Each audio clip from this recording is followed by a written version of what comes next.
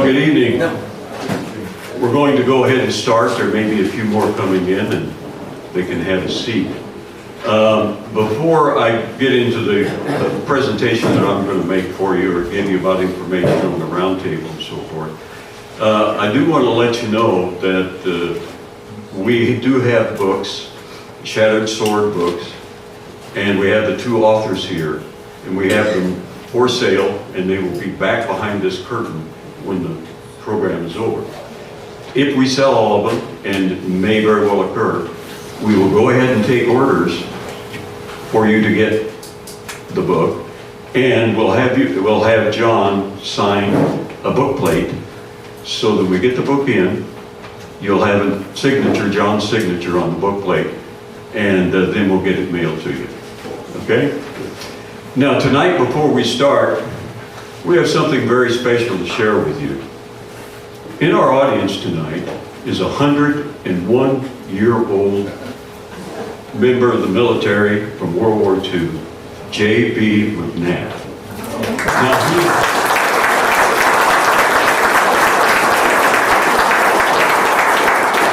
And this isn't the first time he's come here. I think this is the second or third time. Now, what is very special is what he did in World War II.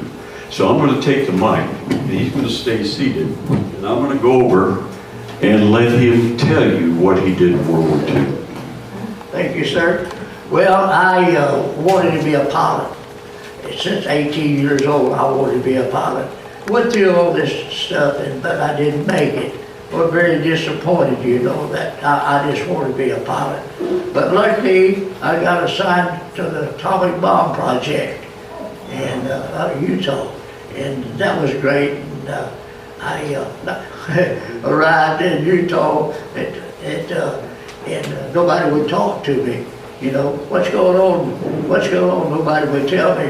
But I realized that B-29s out there had bomb bays, is making the bomb bays bigger, and I knew something what was going on. But I was there till it's over. In the night, they dropped the bomb. You can have a canoe with beer and some nuts. All right, now after the program's over, Mr. McNabb spoke. Go ahead, let's hear it.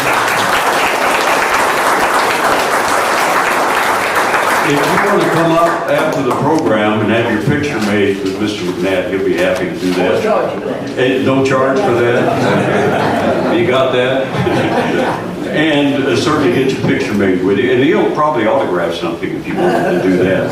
And by the way, he's an active farmer. I think I've got that right. And you still have cattle, right? Yes, sir. Now where's John? Okay, that's Texan man right there. We have a farm that my dad was raised there, and we've had it over 120 years.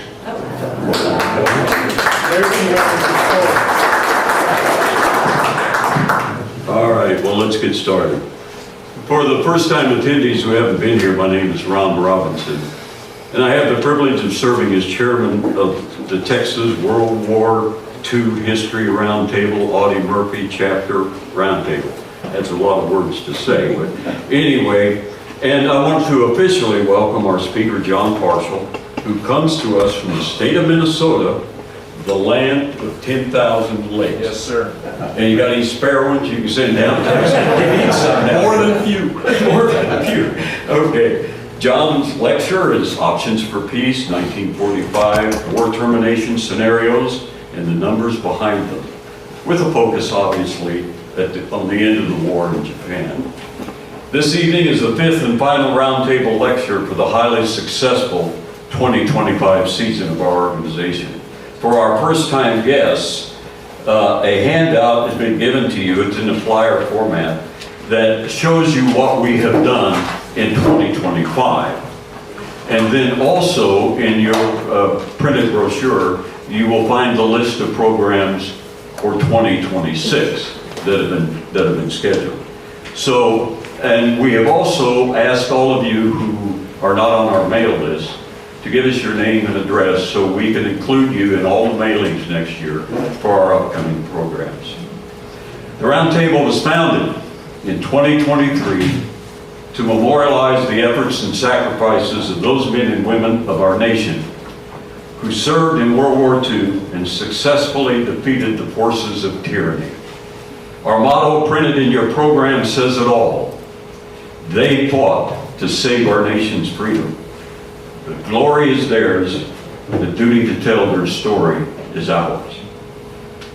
2025 is the 80th anniversary of the end of the war. How appropriate the overall theme for our lectures in 2025 is 1945, Peace at Last, the events that made it happen. I'm sure Jon Parshall will have his views on the event or events that hastened the end of the war in September of 45. And many of you know that 2025 is also the 100th anniversary of Audie Murphy's birth.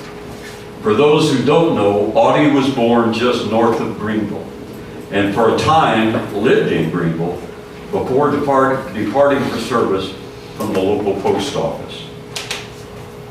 Our gold sponsor for tonight's program is the Mayor of the City of Greenville, the Honorable Dr. Jerry Ransom.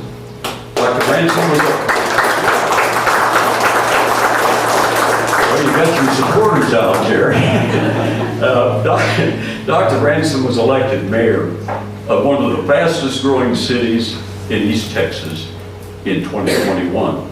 A native of Oklahoma, he received a bachelor's degree from the University of Oklahoma, followed by doctoral degrees in electrical engineering and philosophy from Southern Methodist University. Dr. Ransom, we'd like for you to stand and welcome our group. We got people here from several states, so it's all yours.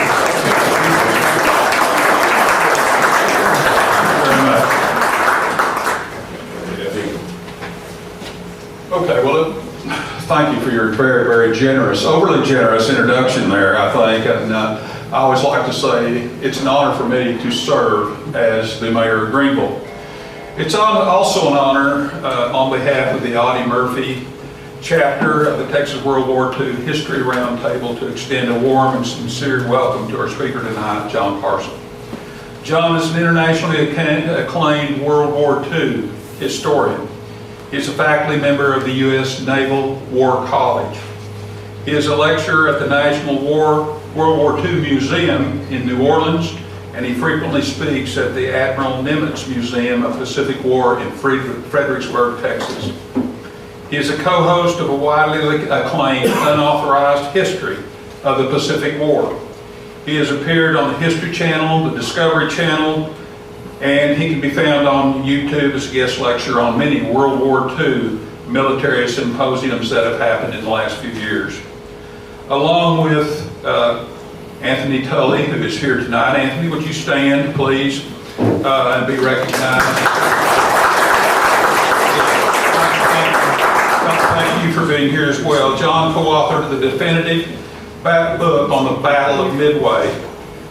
It's called Shattered Sword, the Untold Battle of Midway. And their book is unique because it presents the Battle of Midway from the perspective of the Japanese. I'm kind of a World War II buff on both, both theaters of war, and it's always our perspective that I'm reading, have been reading, so I'll be anxious to get your book. As most of you know here tonight, the Battle of Midway, along with the Guadalcanal campaign, are widely considered as turning points. They happened in June of 1942 and are turning points in our battle in the Pacific War. Jon developed an interest in naval history of the Pacific War at an early age. He is a graduate of Carleton College and the Carlson School of Management at the University of Minnesota, as Ron mentioned. The title of his lecture tonight is Options for Peace, 1945, War Termination Scenarios, and the Numbers Behind Them. Can't wait to hear that.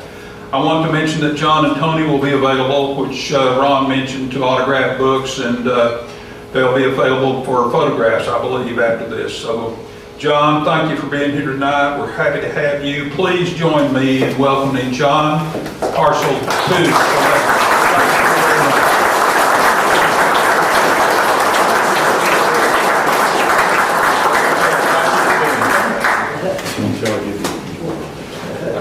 get more to the mic. Sorry about that. No, you're good. Thanks, Mayor. Oh. We appreciate you very much. I was going to introduce Tony also, and Tony has a book also out called The Naval Battle of Surigao. Is that how you say it? Surigao Strait. And when this is over with, you might talk with him about something else that he did extraordinarily unusual. Well, he and John both were involved in this situation. Does the name, what's his first name, Alan? What's Alan's first name? The guy that, the Microsoft guy. Yes. Paul Allen. Paul Allen was one of the founders of Microsoft. He spent hundreds of, I think, many millions of dollars trying to find ships that were sunk out in the Pacific Ocean during the war.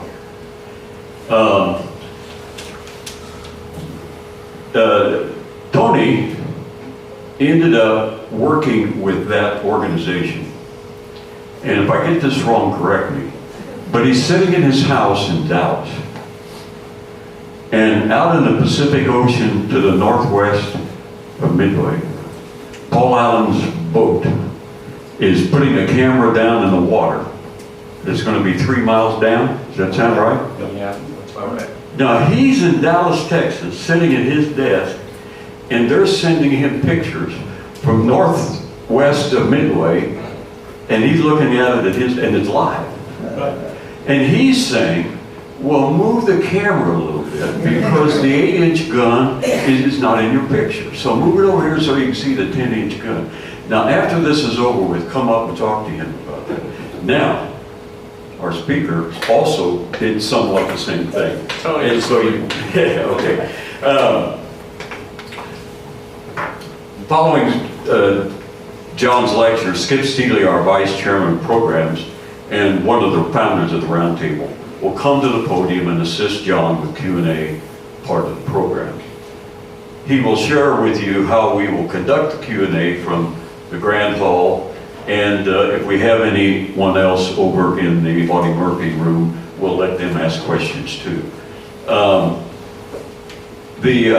Also, a big shout out to Juice for taping our Roundtable lectures and posting them online. The lectures should be up within a week and can be found by entering Texas World War II History Roundtable on YouTube. I talked to you about the books, so we'll pass on that. Included in your program is an evaluation form. We are always interested in your views about what we can do better. Please take a moment and give us your thoughts. And deposit the form at the cash register as you leave. And if you are interested in getting involved in a committee or the board, talk to me after the program concludes. We also fund this organization by donations. I hope you will take the time and consider making a donation to the Roundtable out at the cash register as you leave this evening. A word about 2026. At your seat is also a schedule of lectures. Note, Jon Parshall's good friend, John McManus, is scheduled for July 23rd. And he and Mr. Parshall are found together at all kinds of seminars and workshops and that sort of thing. If you watched anything about the 80th anniversary of the end of the war put on by the National World War II Museum in New Orleans, both of you were on 2 or 3 panels, it seemed to me like. You were the MC of one. Yeah. There you go. I think John has already been introduced to you by our mayor, and with great introduction, Mayor. You did a great job. So, John, one of my tasks when we began efforts to start the Roundtable was to get online and find out who was writing books, writing articles for World War II magazines, and that sort of thing. You should know that not only were you at the very top of that list of everything I compiled, I also counted the number of times you appeared wearing the famous Hawaiian shirts. You wear them quite often. Now, there must be a story there. So Q&A, have at it. Jon Parshall.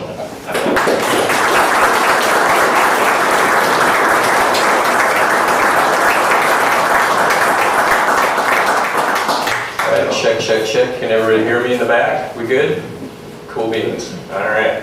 First, thank you so much to everyone tonight for coming out to hear me. I'm incredibly flattered by that. So thank you so much for coming out. Second thing, I just want to apologize, as any of you have been following along. Look, the capricious, flighty historian who changed the title of his talk without telling his host that he was going to do it. But part of that is also due to, I've always tried to put some new slides in these things. I never want to mail it in. So yeah, you're going to get some stuff in this talk that I haven't actually used before. So without further ado, I want to talk about the bomb. What I want to talk about is first setting a larger context for where we are in the Pacific War in the middle of 1945. I'm going to look at the American plans for Operation Olympic, which is the planned invasion of Japan. Also going to look at the Japanese war plans around that, and then I want to sort of widen our analytical framework around the dropping of the bomb. And then finally look at some of the scenarios, weighing the bomb versus those other scenarios and drawing some conclusions from that. So where are we in the spring of 1945? First of all, I guess the general thing I would just point out is that the longer that this war is going on, the bloodier and more awful it is becoming. And so this scene from the Intramuros section of Manila, the Battle of Manila, cost the lives of about 100,000 Filipinos in the course of that combat. Of course, we have the Tokyo firebombing on March 9, 10th, 1945 that cost the lives of 100,000 Japanese, wounded another several hundred thousand, and left about 1 million homeless in the course of bombing out about 16 square miles of Tokyo. We have the Battle of Okinawa, which was the largest ground combat in the Pacific War, and not only led to significant casualties among the American invaders and the Japanese military defenders, but also, of course, the Japanese civilian population as well. So you can see, around 75,000 U.S. casualties in the course of that, between 14 and 20,000 KIA, 80 to 100,000 Japanese military killed in action. And I'm lowballing the numbers here, 40,000 to 150,000 civilian dead. The numbers are very squishy because we don't know how many people the Japanese actually evacuated before the battle. And furthermore, it gets even squishier because is this 14-year-old kid who was killed in uniform but was a civilian 2 months ago, should we really be counting him as a military death or a civilian death? It's really hard to know how to draw that line. But in any case, between a quarter and a third of the civilian population on Okinawa is killed in the course of that battle. Many of them, of course, at the hands of their own military. And so, as we're thinking about, what it's going to look like to actually invade Japan proper, statistics like this are looming large in the minds of these American planners. And so, as I say, the war is getting bloodier, and everybody's casualties are going up the longer that this thing goes on. The main decision makers that are back in D.C. are clustered around Harry Truman, who of course has just been recently installed as president with the death of FDR in April of 1945. And he has now been read into the atomic bomb program, obviously, but he's still very much a man who is coming up to speed on this war, and so he is relying on the good advice of the people around him, in particular George Marshall, the head of the Army, and Ernest King, the head of the Navy. And of course, there's a lot of feedback coming back from the theater commanders too, Douglas MacArthur and Chester Nimitz. So if we take a look at American plans, at this point in time, it is considered almost certain that we are going to have to physically invade Japan, get boots on the ground before we are going to be able to bring this war to a close. And so the way we're going to have to do that, though, is a double invasion sort of plan. We've got to do this in 2 hops. And the reason for that is real simple, that we want always to be invading under the cover of ground-based air support, right?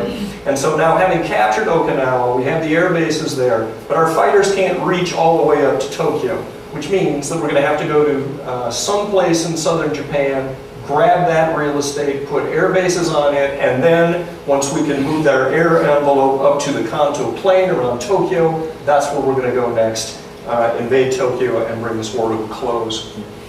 So the plan for Olympic from the American side is that we're going to bring in about 4 amphibious corps, 3 on the beaches, here, and here, and then 1 in reserve.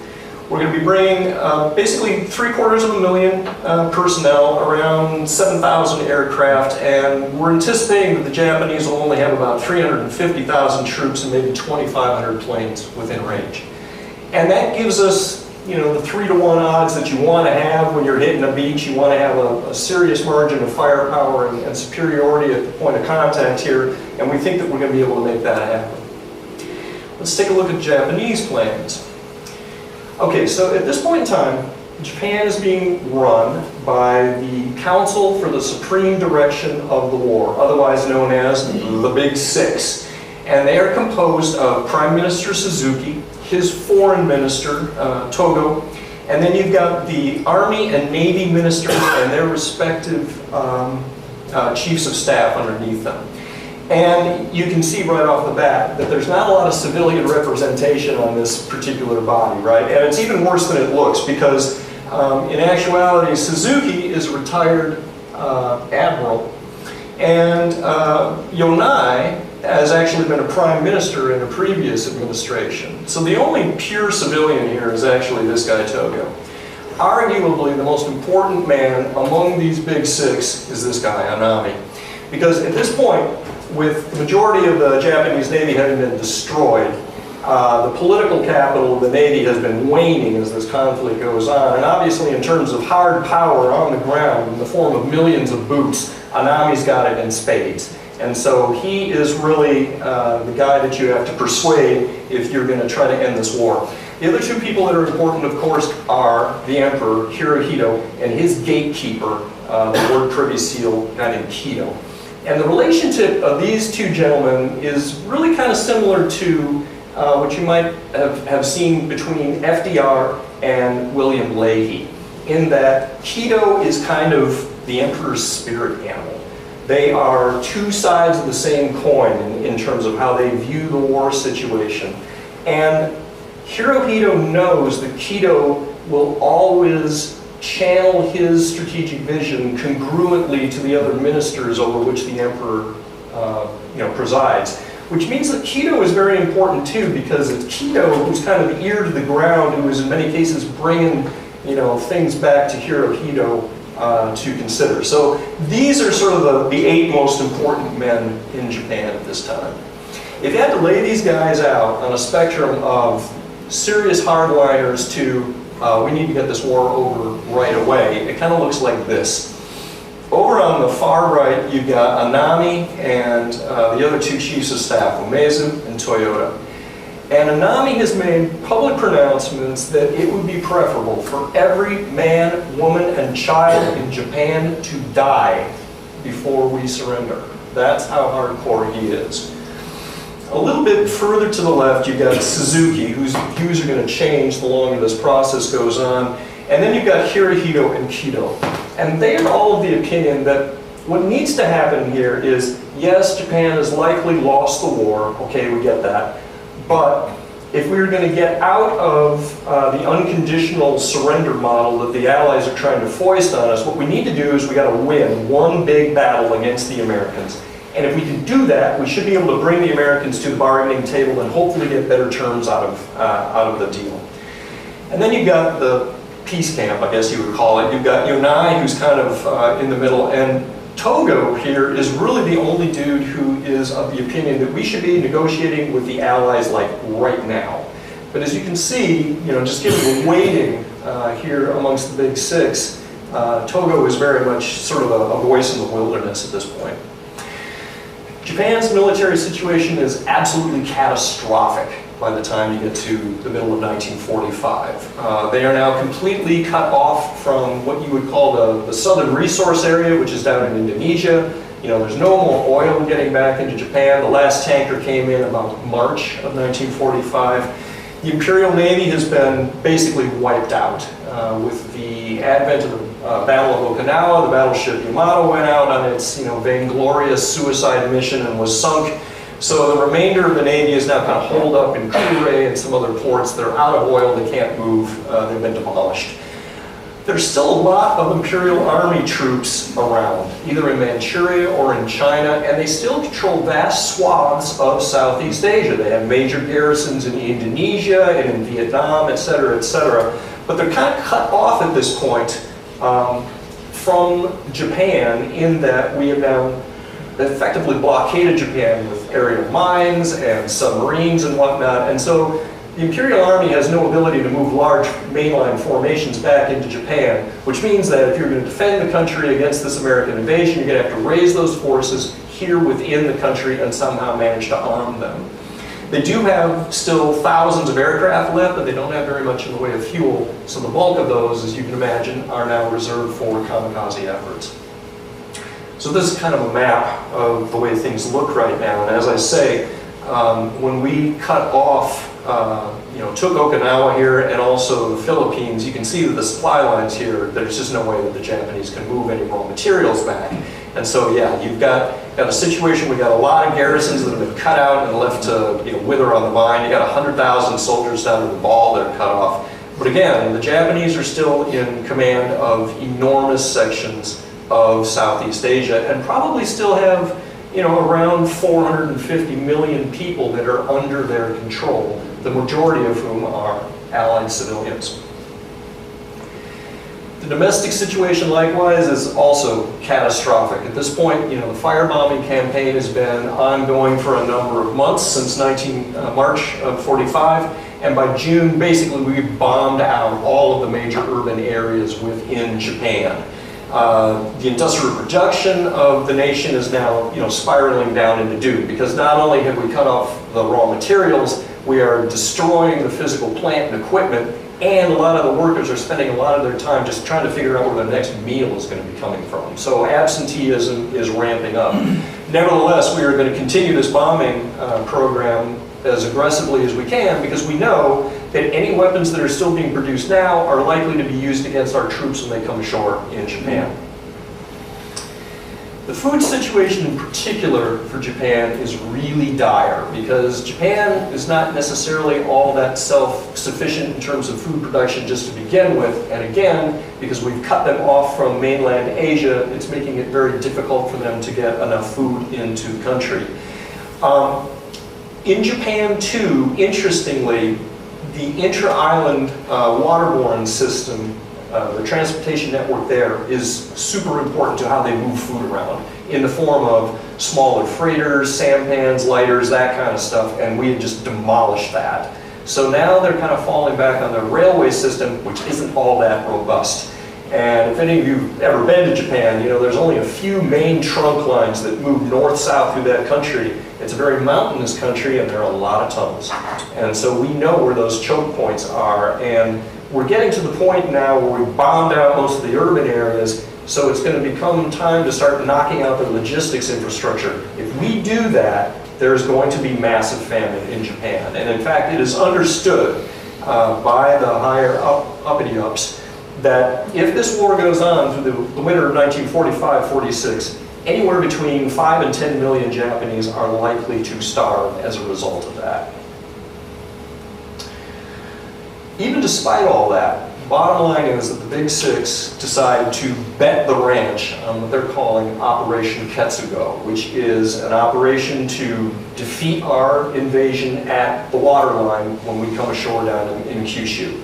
So they are going to defeat our invasion force and bring us to the negotiating table. That's the gambit that they are going for. And as a part of that, in March of 1945, they pass a law that basically says every able-bodied man in Japan from the ages of, I think it's 15 to 60, and every able-bodied woman from 17 to 45 is now officially classified as a military auxiliary, and that you are now attached to whatever Imperial Japanese Army unit happens to be in your neighborhood.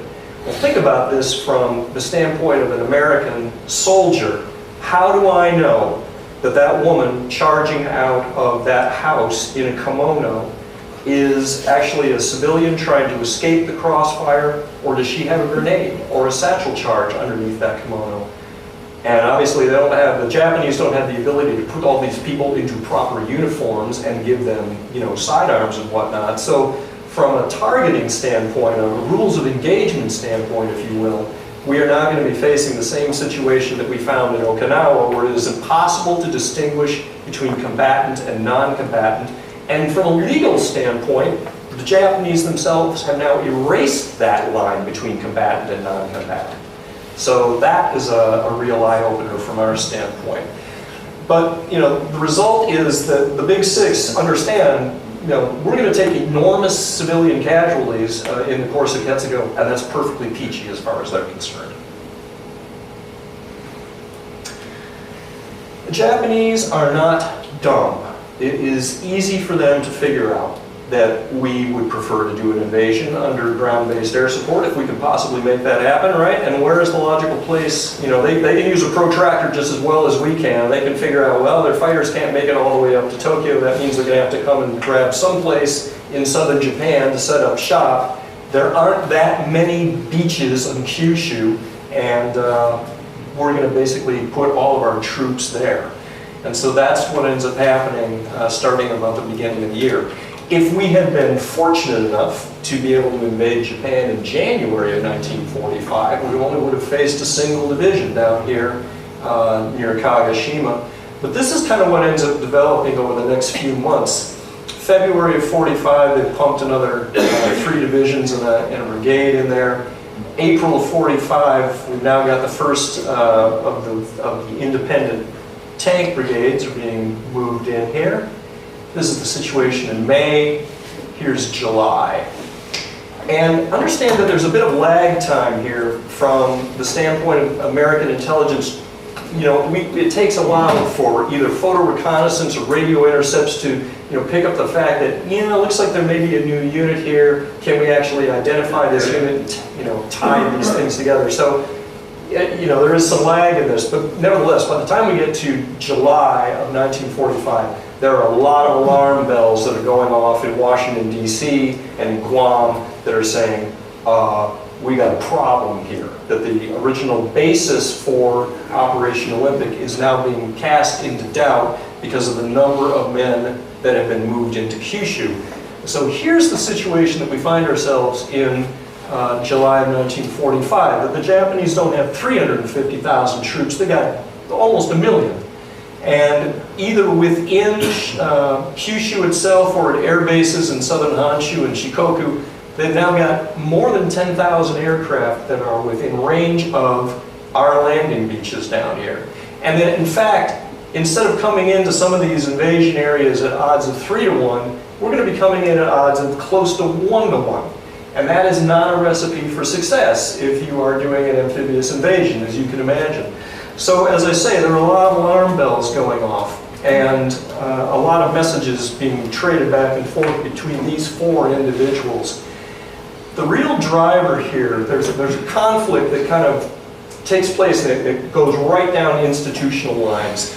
So from the Army's perspective, they think that the main driver here is we got to get this war over with as rapidly as possible. The American people are getting sick of this war. Among other things, we have a massive number of troops that are coming back from the European theater at this point. The whole point system gets put in place. So a lot of the high service guys from the ETO are being sent home. Meanwhile, the low point guys who are obviously not as combat experienced, those are the dudes that are being sent out to the Pacific theater to do this invasion. And obviously their unit cohesion is not going to be nearly as good. So from the Army's perspective, we just gotta get this thing done. The Navy, on the other hand, is like, we do not want to take any more casualties than we have to. Among other things, they are being influenced by their own experience off of Okinawa, where the Navy suffered 5,000 killed in action, another 5,000 wounded, and a whole ton of ships were either sunk or damaged as a result of that. And they're looking forward to what's it going to be like to operate off of these invasion beaches in southern Kyushu, because the Japanese have changed their targeting priorities. They're no longer wanting to go after our aircraft carriers. They want to go after our slow, underarmed attack transports that are full of troops, right? So think about, I've got a troop transport that is moored 2 miles offshore. That kamikaze that is sitting in a cave 50 miles away has got a transit time of like 6 minutes to get out to me. And he's only going to be over the open water a couple of minutes. My engagement window is going to be very, very limited. We are just going to get absolutely shellacked if we have to do an invasion of Japan. So that's where the Navy's coming from.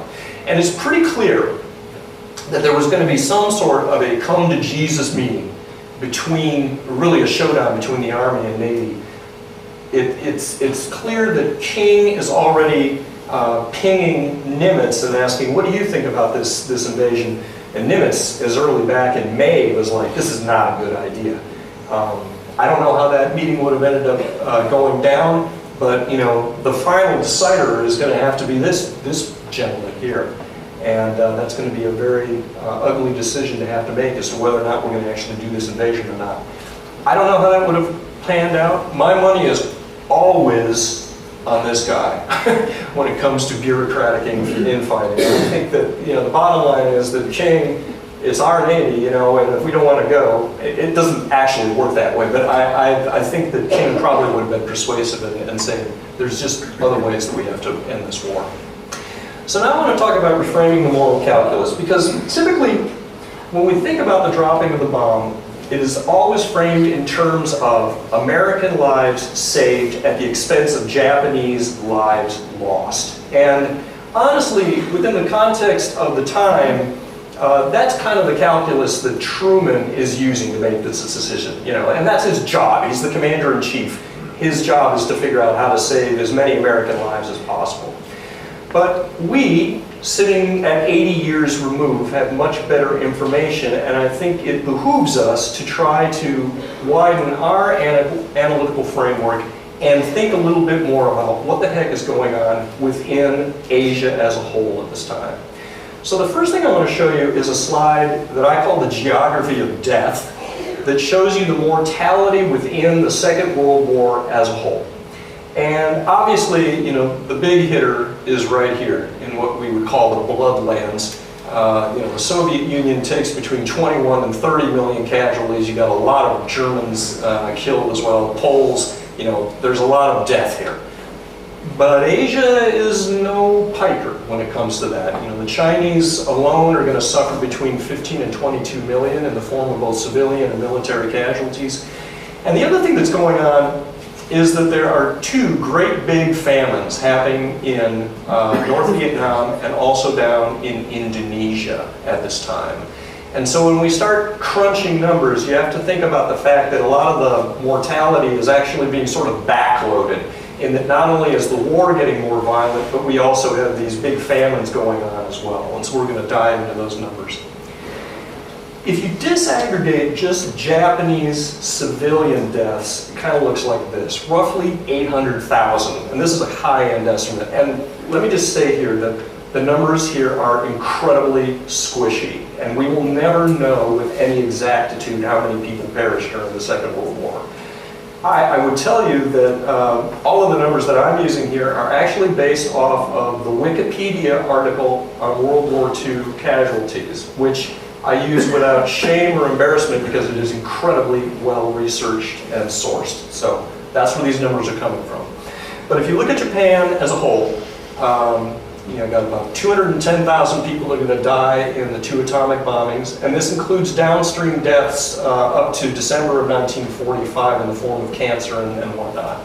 Got about 220,000 that are killed during the conventional bombing attacks by B-29s, 120,000 that are killed in Saipan, the Philippines, but primarily in Okinawa. So think of these as the casualties that are happening out in the Pacific as a whole. But then the biggest single chunk is actually the civilians that are going to die at the hands of the Red Army when the Red Army overruns Manchuria at the end of the war. Okay? So about 800,000 people, and that equates roughly to the number of civilians that are killed just in Korea, Malaya, and Burma. And understand, of course, that Korea is a little bit squishy because technically speaking, those are actually Japanese civilians, although the Koreans would tell you something different. But then you set that against the millions that are killed in other areas. So again, we've got about 1 million die in the Philippines, got a famine in Vietnam. Actually, I just realized these are reversed. This should be Indonesia. This should be Vietnam here. And then, of course, I just picked 14 million civilians is a kind of middle-ish figure for the number of people that end up dying in China. So I think you can understand why it is that the people that end up, that are still living in this neck of the woods even now, get a little bit testy when the Japanese try to portray themselves as the victims in a war of aggression that they started. That, the Japanese military killed an easy 20 civilians for every 1 Japanese civilian died, and honestly it's probably more like 25 to 27 to 1. It's just an enormously outsized body count, which pertains directly to what I'm going to talk about, what's going on in wider Asia. So now if we go into a sort of a month-by-month statistical breakdown and understand again that these numbers are very difficult to parse because we've got 44 months worth of combat that are happening it's even more than that actually, in China. But because of these famines, again, the body count is going up. It is sort of backloaded. Here's my best attempt. In Japan proper, because of the firebombing campaign that's going on there, the Japanese are losing around 75,000 civilians, but again, that's amortized with the civilians that are going to die in Manchuria. 20,000 plus soldiers are dying. The Americans are paying about 10,000 lives a month at this point. But if we look more broadly, you'll see that the Chinese are losing, ballpark 50,000 soldiers a month, and more than 200,000, damn near 300,000 civilians a month. And then because of these various other things that are going on, you've got famine in Korea, much larger famine happening in Vietnam and Indonesia, and there's a fair amount of dying going on in the Philippines as well. So we break that down kind of numerically. This is sort of what it looks like. 38,000 military deaths in Japan, yada, yada, yada. And you can see, once again, that the deaths in allied areas are much the larger. So roughly speaking, any given month in Asia, 500,000 to 700,000 people are dying. Of those, 4 in 5 are allied, 1 in 5 is Japanese. 85% of those are civilians, and 3 in 4 of those civilians are allied civilians, which breaks down roughly into 40, 30, 20, 10, China, Indonesia, Vietnam, and other, primarily in the Philippines. It's a pretty big number. So by 1945, I submit that the Japanese military is still the main driver of death in Asia, either through direct military action in places like China or in the form of the famines that are going on in these 2 other locales, because the Japanese military is hoarding a lot of the food that is there, and they are monopolizing the communication systems, the transportation systems that allow food distribution to happen. And basically, until the Japanese military lays down their arms, we cannot stop any of this. So the longer that this war goes on, the worse off everybody is going to be. So now let's take a look at some of the termination scenarios. Number 1, instead of dropping the bomb, we could just blockade this place into ruin. And blockade is a pretty word for intentionally starving millions of Japanese to death until their government decides to throw in the towel. So that's option number 1. And we're going to do that through, putting naval forces around Japan, primarily on this side. A lot of aerial mines have already shut down most of their harbors. We're going to be using submarines, etc., etc., etc. But of course, just because we're in the process of blockading them does not mean that we are going to stop the firebombing campaign either. That is still going to be rocking around the clock because, again, it is important to us to destroy as much of their arms manufacturing infrastructure so that those weapons are not going to be used against us if we do end up having to invade. So that's number 1. Option number 2, of course, is to go ahead and do the invasion as planned. First into southern Kyushu, and then eventually into Honshu. The same thing also applies, right? We're going to continue our blockading, we're going to continue our firebombing as well. You know, one does not necessarily preclude the other. Or of course, scenario number 3 is let's drop the bomb and hope that this gets the war over with.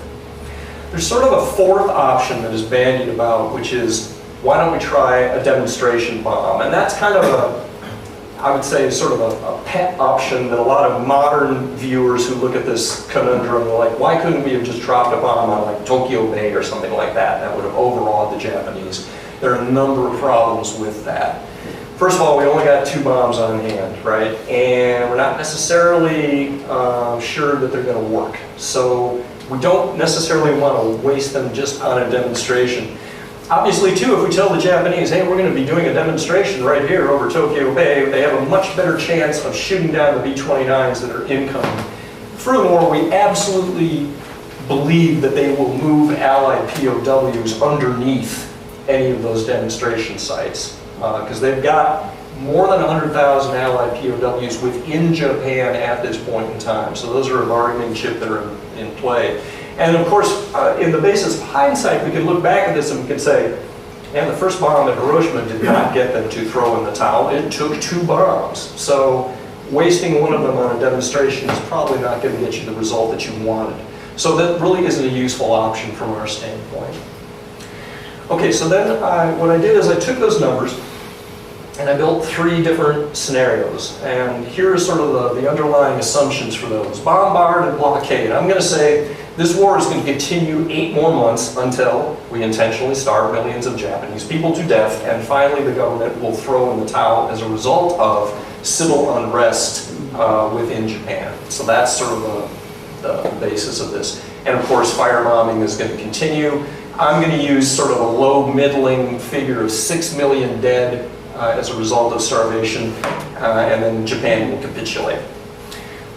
The invasion scenario is a little bit shorter. So I'm going to say we're going to go in as scheduled in November of 1945. We are going to successfully get onto Kyushu. I'm going to model my Japanese civilian casualties and military casualties on the basis of what we've already experienced at places like Okinawa and Saipan. Just as a sort of an aside here, MacArthur very much wants the invasion to happen, and he's trying to sell the other service members that, oh, it's not going to be like Okinawa or some of these other really awful battles. It's going to be like the Philippines.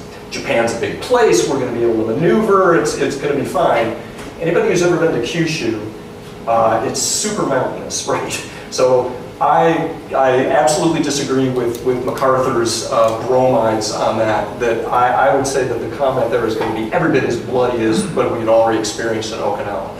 So I'm saying that as a result of this invasion, we're going to kill, roughly 800,000 Japanese soldiers. We're going to suffer probably 200,000 dead ourselves, and we're going to kill around 50% of the civilians that are living there, which even within southern Kyushu is about 3.8 million people that are there. Or scenario number 3, we drop the bomb and Japan capitulates per history. So how do those numbers play out? I submit too that just from a moral standpoint, dying from starvation is no less awful than dying from radiation sickness. In fact, I think you can make a compelling argument that starvation is worse because it just takes a lot longer to do it. And I don't want to discount the unique horrors that come along with atomic combat. I used to live in Hiroshima. I took the bus past the bomb dome every day on my way to work. And if you visit the museum there, it's pretty harrowing stuff. A lot of pictures of, frankly, carbonized babies and badly burned people and whatnot. So I don't want to play that down. But nevertheless, at the end of the day, there are a lot of horrible ways to die, and radiation sickness is just one of them. Furthermore, I would say that the life of a child in China is no less valuable than the life of a child in Japan. And this is one of the points that my friend Rich Frank makes over and over, that if we're going to evaluate this from a moral standpoint, we have to count all the dead. And so the dead that are within broader Asia are just as valid to be counted in this analysis as those in Japan. So as a result of those, war termination options which shed more lives, particularly more civilian lives, I say are ipso facto more immoral. So here is sort of our body count timeline of these war termination options, which I have referred to as the spectrum of awful. Because there's a persistent belief, I think, particularly, I don't want to badmouth the younger generations within this country or any country, but just as a result of, common mythos around this, that there's a belief that there must have been some magic silver bullet out there that would have ended this war right now without any further death and suffering. And that's untrue. The reality is that our termination options start at bad and immoral and go downhill from there to this is really, really bad. Like so bad I think I'm going to throw up in my mouth, it's that bad. So that's really what we're talking about here. So this is kind of how the numbers play out. Blockade, in that 8 months' time, we are going to leave a little over 7 million Japanese dead, the majority in the form of civilian casualties, nearly 7 million dead Japanese civilians. On the Allied side, we're going to pay around 4.5 million civilians and a lot of Chinese troops killed as well. So the total body count here is about 11.6 million. The invasion scenario is a little bit worse. What ends up happening here is you trade off a lot more Japanese fatalities, particularly in terms of military fatalities as a result of the direct combat that happens in Kyushu, and you take a few less casualties in Allied areas that are still held by Japan because it's just 2 less months worth of combat. But still, you come in at about 12 million. But what happens if the numbers that we are positing for starvation in Japan are in fact untrue? What if instead of 6 million dying, it actually turns out to be that high-end estimate that the Japanese themselves thought was possible, which is 10 million? Well, basically you just drop another 4 million on top of the Japanese fatalities here, and now all of a sudden your body count goes up to 15.6 million. Likewise, what happens if Ketsugo fails and we manage to get into Kyushu and we set up our air bases there and Japan doesn't throw in the towel? And now we got to go up to Tokyo and we got to do the same business up in Tokyo, which is one of the largest urban megaplexes in the world. What happens there? I don't know. My crystal ball isn't big enough to tell you what that number is, but I can tell you it's going to be a lot more civilians that are killed. And we could have easily bumped the body count up to over 20 million as a result of all the casualties, civilians in particular, that we would kill around Tokyo. Or you drop the bomb and you're done, right? 1 month, you rip off the Band-Aid and it's over. So, again, as horrible as the bomb was, I think you have to say that it was the least immoral war termination option that we had available to us amongst this portfolio of really bad options. And again, as my friend Rich Frank says, if you are presented with an array of sins, pick the lesser sin and sin boldly. That's really what we're looking at here, right?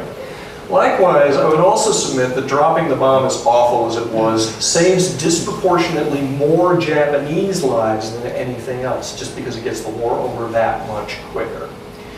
So that is kind of where I come down on this whole question. I'm not necessarily, I don't think anyone should be happy that we dropped the bomb on anybody, but I think, again, just given the array of options that were available to us, it was the least immoral that we had available, and it did get the war over at, by far, the lowest cost. I appreciate your time. Thank you so much.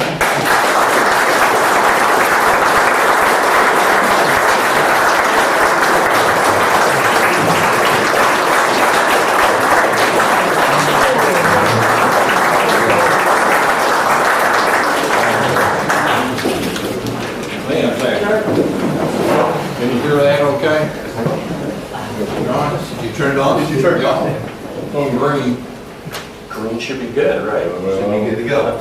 You all right now? Still not on. There you go. Yeah, that was good. Yeah. There you go. I give. All right. I don't know if I ran short or long, but let's do some questions. Oh, you're fine. All right. What if the bomb had been a dud? Yeah, and that actually almost happened, actually. So the reason we dropped Little Boy on Hiroshima was that we were really sure that that wasn't going to work. It was the simpler of the two designs. So we were pretty confident about that. But it turns out that the second mission, Boxcar's mission to Nagasaki, they figured out in mid-flight that the wires were crossed on the bomb. And they had to send an armorer back into the bomb bay to, switch the red into green colors, Yeah, so that was kind of, that whole mission, honestly, was just botched end to end. And Seth and I talk about that on the podcast if you want to go back and look at that. But yeah, that whole thing was a snafu. But yeah, we were fortunate that these science experiments that we were shoveling out of airplanes were actually, reasonably functional. So, yay us. Questions? How many lives do you think that we would have lost if we hit the beaches of Japan? I've been preempted by our World War II vet here. Well, my number there, I figured about 200,000 American dead as a result of that. And that number, no one knows what that number would actually be. But of course, the famous anecdote around that is we are still passing out Purple Hearts today to our military members that were minted back in 1945 because we figured we were going to have millions of those things in order to pay the freight of that invasion. So a lot of American lives. Wow. Sir. Yes, I've been curious about Allied use. It's okay, go ahead. All right, I've been curious about Allied use of the term kamikaze for suicide attacks by the Japanese. I know the etymology of the word, divine wind, for typhoons in the Mongol invasion, but I'm getting the impression that the Japanese used a different word for their own attacks. So was kamikaze a word used contemporaneously by the Allies during the war? How did they come to coin it or use it to apply it to? You're diving deep on me here. Yeah, we use the term, the Americans use the term kamikaze for that. That was the term that we would use. The Japanese would use the term toko, special attack. And actually, I would recommend, there is a fascinating new article. Have you seen this one, Tony? There's an article out in the latest, one of the most recent journals of military history by a guy named Nick Kapur, K-A-P-U-R, where he is talking about the fact that whereas we sort of look at the kamikaze phenomenon and feel that it was sort of endemic within the entire Japanese military, he's like, there was actually a lot of mid-level resistance to the kamikaze initiative, particularly some of the more seasoned aviators, guys like Saburo Sakai and dudes like that just thought that this was a terrible idea. So the other thing that he posits is that we look at Admiral Onishi as sort of the father of the kamikaze. He was the commander of 1st Air Fleet in the Philippines. He's the guy that walks into the 1st unit of the 201st Squadron and says, I need 20 volunteers to go out and do this thing. Kapur asserts that Onishi was actually kind of the fall guy for this thing, that they put him into this role because he was not very popular within the Navy, and that if the kamikaze effort ends up failing, they can make him the bad guy and nobody's going to mourn him. So anyway, there's a lot of interesting research that's still going on about that. There you go. Thank you. Thank you very much. I have a question. I recently read DMG and Arnold's book, Help and Pay, which covers much of what you did. And it strikes me, as I've heard over the years, that revisionists in the 80s and 90s either didn't have access to or ignored Japanese records. That beginning with Richard Frank, Ian Collins, a lot of these Japanese documents internally became available and support your thesis. Is it true, or did they just ignore the Japanese documents, or did we somehow find them recently and provide the evidence? And actually, Tony may be better equipped to answer this.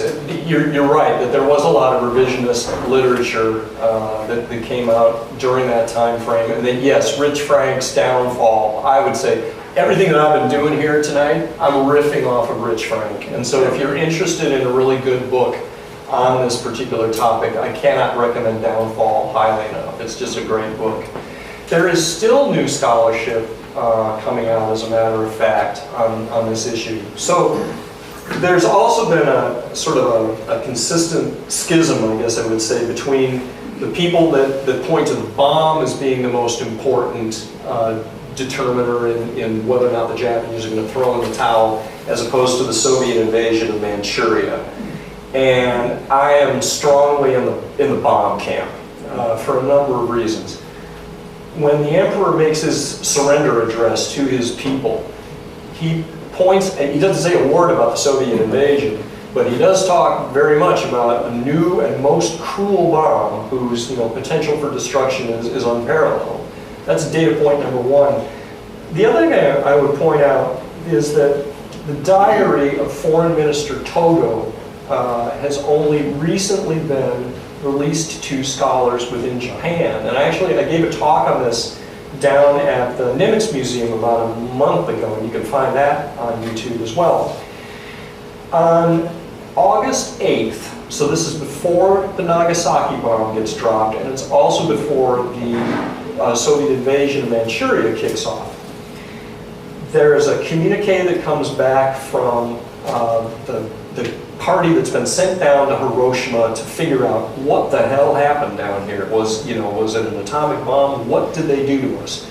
And their foremost nuclear physicist, who was in charge of the Japanese bomb program, radios back to Tokyo that it is absolutely certain that Hiroshima was destroyed by a single atomic bomb. Togo then has to go to the palace and brief the emperor and Kido and let them in on that. And as soon as he tells that to the emperor, Togo records in his diary that as soon as the emperor hears that, he says that if it is true that the Americans have an atomic weapon, that means that war at the water's edge is impossible. And that even if the Americans, their terms would take us 300 years to rebuild from, we cannot help but accept their terms now.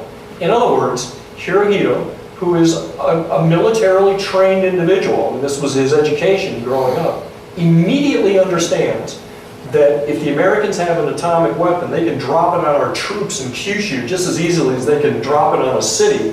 Ketsugo is verschnuckt. It's just not going to work anymore.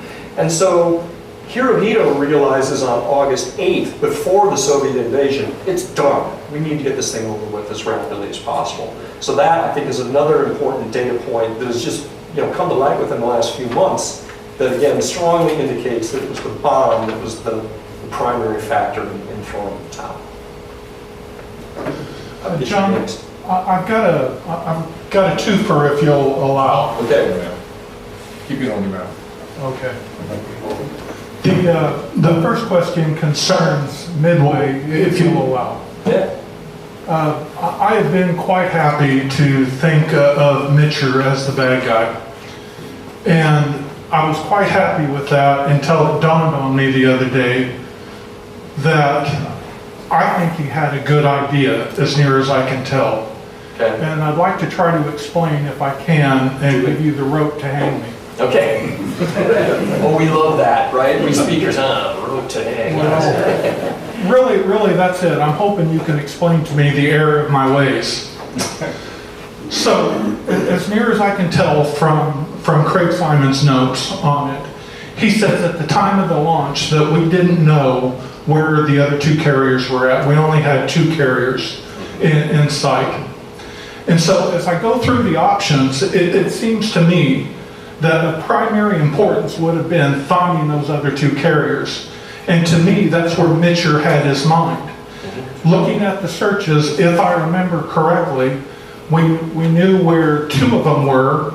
We knew that the attack force was down southwest. So about the only direction that was open still was the direction Mitcher sent his troops on, which was due west. Yep. Now, when I think through the options, John, it appears to me that if Mitcher would have been a good boy and would have sent his guys along with everybody else, we would have stacked up 3 aircraft carriers with the planes to sink 2, and we would have most definitely sunk those 2. But while we're doing that, those other 2 carriers, if they would have been in a separate group like we thought, they're wrapping up their stuff, and they get in, as near as I can tell, 2 attacks that day, if not 3, and we lose at least 1 carrier, probably 2 carriers, and possibly 3 carriers. Let me cut you off right there. You bet. Okay. Good reason. Let me help you. No, you're good. I know it's long. No, that's fine. Let me explain for the audience, though, what we're talking about. Those of you who are familiar with Midway, this is the flight to nowhere that we're talking about. So Mitchell went ahead. I wish I had a map up here. You're right. Okay, the seed of disaster is actually sown in Nimitz's own battle plan, where he says in his battle plan that we think that the Japanese are going to be operating their aircraft carriers in 2 separate task forces, and that's the issue that ends up coming up. That throughout the morning, our Catalina planes have only sighted 2 Japanese carriers at any given time. Yeah, it kind of depends. And so, yeah, I think that is what Mitchell is thinking about, that there's another task force out there that I need to go and find. That's all well and good, but you got to tell your boss you're going to do that. That's the nub of the issue. I think he did. I think he did, John. I don't think he did. Well, we can argue. Actually, I want to let's take this offline because Anyway, so I would meet you so far as to say that I do think that the seed of the problem there really is in Nimitz's original battle plan. But the problem becomes that he ends up gun decking his reports, to the point that Spruance is like, if you have to pick between the historical accuracy of Hornet's report or Enterprise's report, you pick Enterprise's report. What does that say? And the fact that Spruance then basically, tells this to Nimitz, and Nimitz puts Mitchell out to pasture for the better part of a year and a half. Even though he gets promoted to admiral, he's running a Pat wing. So anyway, but we can argue about that more offline. I want to keep it here. Yeah, general purpose. Anyway. You're next, Greg. Hey, John, I want to ask about. Okay. You're good. We go ahead. Wait. Yeah, we can check. No, I was going to ask about the Japanese casualties and all of that. In early 2000s, I hired a young college exchange student from Japan, born and raised in Japan. She came over here, and she actually got her green card to work for me in economic development in Garland, Texas, when I was doing it there. It was like 2000, 2001. I asked her one day, I said, Ayako, her name was Ayako Oi. Ayako, I said, she taught me some Japanese certainly, but I said, what did they teach you in school when you were in Japan about the war, World War II? I was curious, what did they teach them? She said, they didn't say anything. Mm-hmm. Didn't say anything about it. I said, they didn't talk about, what happened? She goes, no, we didn't learn anything. And I said, okay. I said, what do you remember, just through your family? She goes, I remember my grandparents were very wealthy, and the government came and took everything they had, everything. All their money, jewels, land, whatever, assets, whatever that, they took everything for the war effort, and her grandparents were the paupers. But I don't know, I know you lived there and you're around the people. I just want to know your perspective at what that was today. I'd make a number of comments. Well, and I can't say today because when I lived there, that was 1991, so that's a while back. Mm-hmm. Couple of points. No, they basically sweep all of that under the rug. Mm-hmm. But a part of that is our fault. Okay, understand that when MacArthur ruled Japan as a shogun, essentially, right? We had every opportunity to rub the Japanese noses in it the same way we did with the Germans, but we didn't. Mm-hmm. Because with the advent of the Cold War, it was imperative to have a staunch anti-communist bastion in the Western Pacific, and Mac was willing to kind of let the Japanese shovel that all under the rug, and they being a fairly consensus-oriented society, you know, if the shoveling's good, we're happy to shovel. Because how do you really, if you think about it from their perspective, every soldier that served in the Japanese army in China is a war criminal. You know, they all are, they're bayoneted babies and stuff. That's who these guys were.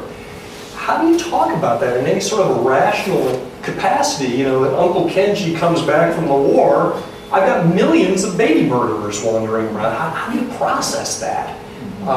So that is really, really difficult. And I have heard on a number of occasions from veterans, this would be 20 years ago, a lot of people get really irate about the fact that why don't the Japanese acknowledge this? I'm like, the ship has sailed, baby. I mean, we could have made that happen during the occupation, but once the occupation leaves, all bets are kind of off, so that's where we're at. I will say too that one of the tours that I do for the World War II Museum, I was just there 3 weeks ago. We started in Japan, in Tokyo, and we're going to go Tokyo, Hiroshima, Kagoshima to see the kamikaze bases, and then down to Okinawa. And the first museum we take them to is the Yushikan Museum, which is attached to the Yasukuni Shrine, which is in itself a pretty contentious place because they have all of the war dead, including the 16 Class A war criminals like Tojo and whatnot, are all enshrined there.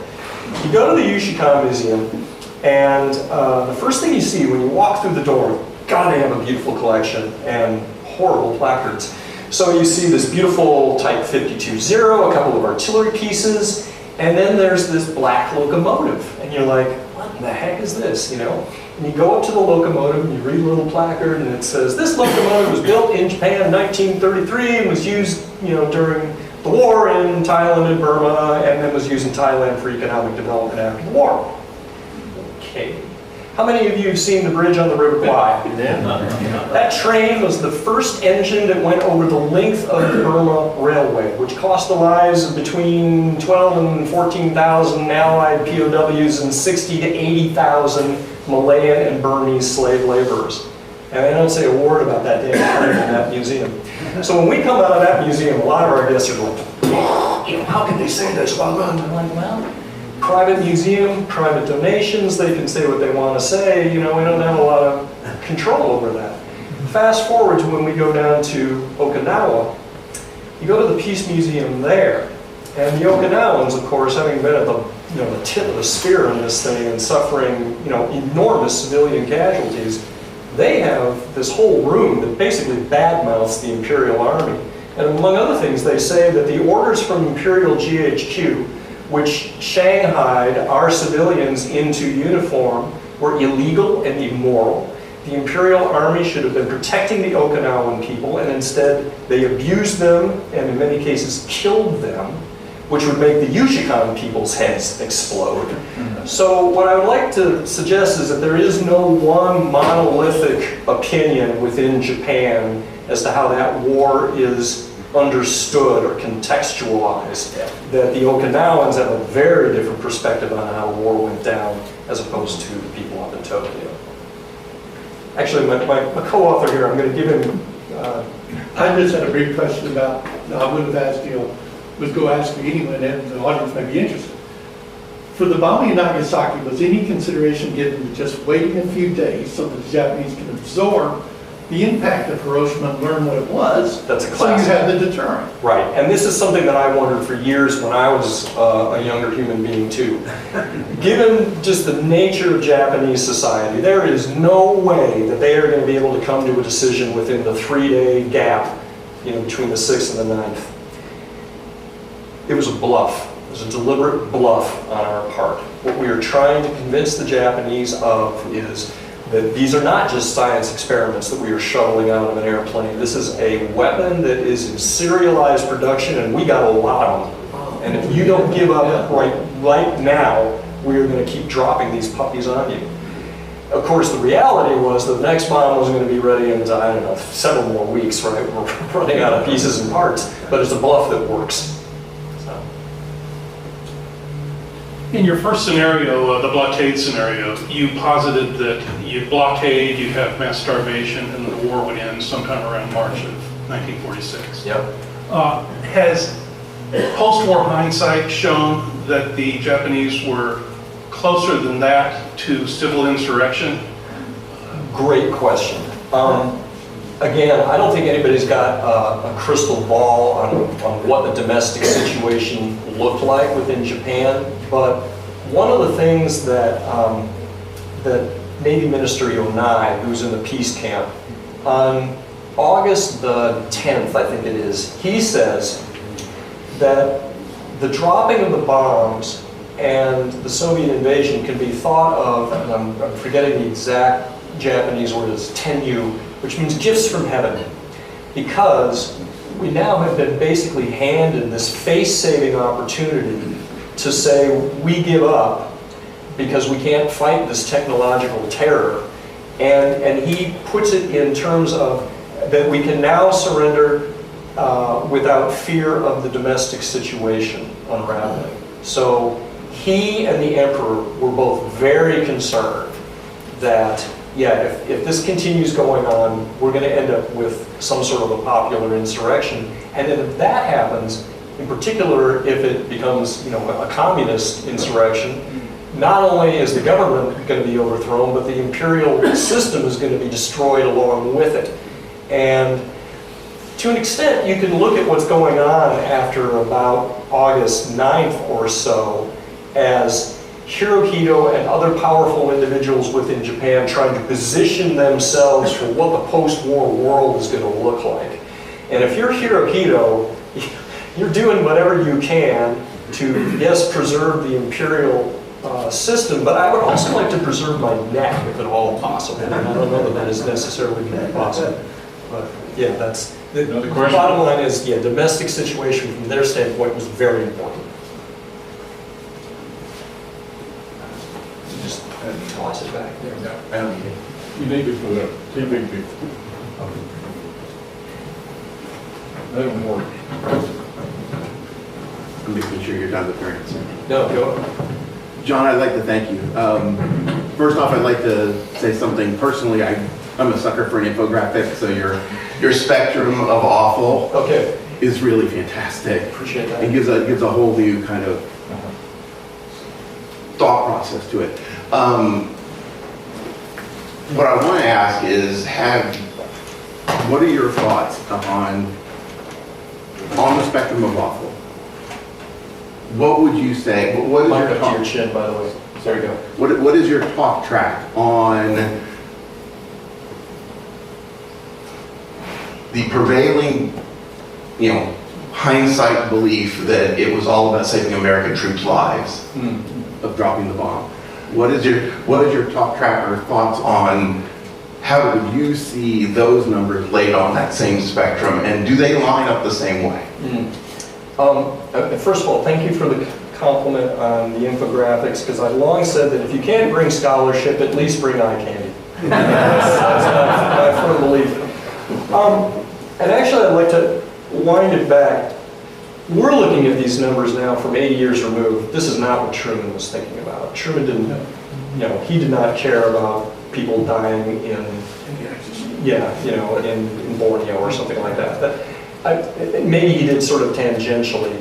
But from his standpoint, the thing that mattered was getting this war over as quickly as possible with as few American deaths as possible. And again, I think that's a valid position for him to take as Commander-in-Chief of the Armed Forces. That really needs to be, that his analytical framework should be relatively narrow. It is only because we have the ability to sit here at our leisure in our armchairs at 80 years removed that we can really think about this in a broader context, I would say. Admiral Richardson went over the documents. They sent the documents back to Washington, D.C. as they captured MacArthur did. Thousands and millions of them. And then they sent them back to Japan. Yeah. They didn't stay in there. Oh, no, they're microfilmed. They were copied. Yeah, we copied everything before we sent it back. Right. Anybody want to try this microphone? Neither one of them work. John, how much longer do you think the American public could stomach the war going on past October of 45? That's a great question. And again, my crystal ball isn't big enough to answer that question. I don't think that our morale was in danger of collapse or anything like that. I think that just people were just getting really, really sick of this thing. And if you read some of the accounts that come out immediately after the dropping of the bomb, I'm trying to remember the exact quote that this one individual makes, but basically right after the Potsdam Declaration in July, when we tell them, we're gonna destroy you unless you give up, and then when the bomb gets dropped, this one person remarks, well, if these people are not bright enough to save themselves when they had an opportunity to do so, I'm not going to shed a tear over them. So, yeah, I think it's fair to say that at this point in time, the Americans are absolutely heartily sick of this war. They want to get back to business as normal. And, if that means that we have to be fairly terrible and merciless in getting this thing over with as quickly as possible, we're all perfectly fine with that. That was the prevailing thought. So connected with that, it seems to me America at that time had a great marketing campaign about the war, didn't they? I mean, all the serial movies and all the radio shows, and everyone was focused on defeating our enemies, and even Greenville itself had its own World War II radio program right here at the Greenville Municipal Auditorium. Yeah. William Holden was here, actually hosting it. So, where did all that come from? That hey, we're going to build this big marketing campaign to get the American people behind it, and we're not giving up, and buy the bonds. My father was born in '38. He remembers, what was the food food drives and that kind of stuff. Food drives, things like that. Yeah. Sorry, you're coming to the wrong scholar. No. I am not a home front expert. That is not my bailiwick. So yeah, I'm certainly aware of those propaganda efforts, but I'm more of an operational boom boom bang bang guy, and so yeah, I can't tell you how they did marketing to sell war bonds. Anybody else? Thank you very much. Yeah. My question, in the movie tour, in the director's cut, they said they don't have it in English, half in Japanese. The Japanese, it's actually a different type of Japanese that they spoke in the military during World War II than the Japanese spoken by the civilians. As you... I don't know that that's true. right, that's what they said. I mean, obviously it has a specialized vocabulary, but, anyway, go ahead. So my question for you is, as you've been going back, looking at primary sources, as the language of Japan in the World War II era made it harder to go back and read the documentary. How difficult is it in our current years, 8 years after, to read Japanese from 80 years ago? Okay, first of all, I'm just, my Nihongo was terrible, okay? I can barely order pot stickers and beer at a restaurant. Let's just be straight up about that. From the standpoint of what Tony and I are doing, and honestly, Tony is far more versed in the Japanese source material than I am. Our biggest bugaboo is the official Japanese history, Senshi Sosho they're called. And Senshi Sosho is written in this really arcane, academic flavor of Japanese, and it's a pain to translate. However, that said, the AI translation tools these days are just getting better and better and better. And certainly in terms of modern Japanese, if you got this in your hands with Google Translate on this thing, you turn on your camera and, point it at any sort of Japanese text, and it's a magic wand. It's amazing. And it's getting to the point where it actually can translate Senshi Sosho relatively decently too. So on the hush. Tony and I are actually working with a small team of people to try to systematize taking those tools and taking the digital versions of Senshi Sosho that are available. I just want to pour those things into a giant hopper and get all 105 volumes out the end. I don't know that they will not be as good as the human translation, but even if we've got just the Cliff Notes version that can tell us, man, there's some interesting stuff on page 105 here, I can give that to an actual human being and have them look it over, that would be an enormous step forward in terms of the scholarship on this theater. And I think that's going to happen, honestly, within the next year or two. It's all going to fall. We'll let you go back to work first. Hello. Thank you all very much. Thank you so much for your time and attention. I really enjoyed being here with you tonight. Thank you.